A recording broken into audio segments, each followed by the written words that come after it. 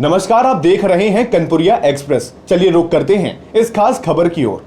इन्फोसिस के फाउंडर नारायण मूर्ति कई बार अपने बयानों की वजह से सुर्खियों में आ चुके हैं। कुछ दिनों पहले वर्क कल्चर का जिक्र करते हुए कहा था कि युवाओं को प्रति सप्ताह 70 घंटे काम करना चाहिए। उनके इस बयान पर काफी बहस हुई थी। मूर्ति ने कहा कि उन्होंने इन्फोसिस में 40 साल तक हर सप्ताह 70 घंटे से ज्यादा काम किया।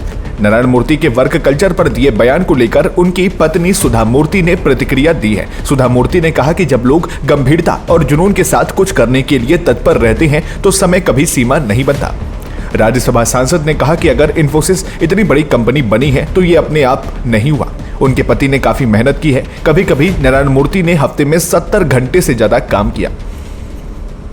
वहीं सुधा मूर्ति ने अपने निजी जीवन को लेकर भी बात की। उन्होंने कहा कि मैंने अपने पति से कहा था कि आप इन्फोसिस का ख्याल रखें, वहीं मैं परिवार का ख्याल रखूंगी। सुधा मूर्ति ने कहा कि मुझे मेरे पति से कोई शिकायत नहीं है क्योंकि मुझे पता है कि वो यानी नारायण मूर्ति एक बड़ा काम कर रहे हैं। सुधा मूर्ति ने कहा कि मैंने स्वीकार किया कि पत्रकार और डॉक्टर जैसे अन्य व्यवसायों में काम करने वाले लोग भी 90 घंटे काम करते हैं। उन्होंने कहा कि जब उनके पति इन्फोसिस में व्यस्त थे तब उन्होंने घर की देखभाल की, बच्चों का पालन पोषण किया और यहाँ तक कि एक कॉलेज में कंप्यूटर विज्ञान पढ़ाना भी शुरू कर दिया।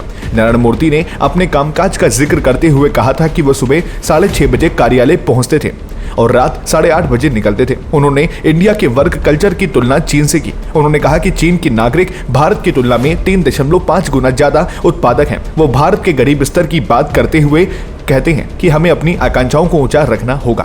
उन्होंने आगे कहा था कि भारत में 80 करोड़ नागरिक को मुफ्त राशन मिलता है। इसका मतलब है कि 80 करोड़ भारतीय गरीबी रेखा में है। ऐसे में देश के विकास के लिए हमें ही कड़ी मेहनत करनी होगी। अगर हम कड़ी मेहनत नहीं करेंगे तो कौन करेगा।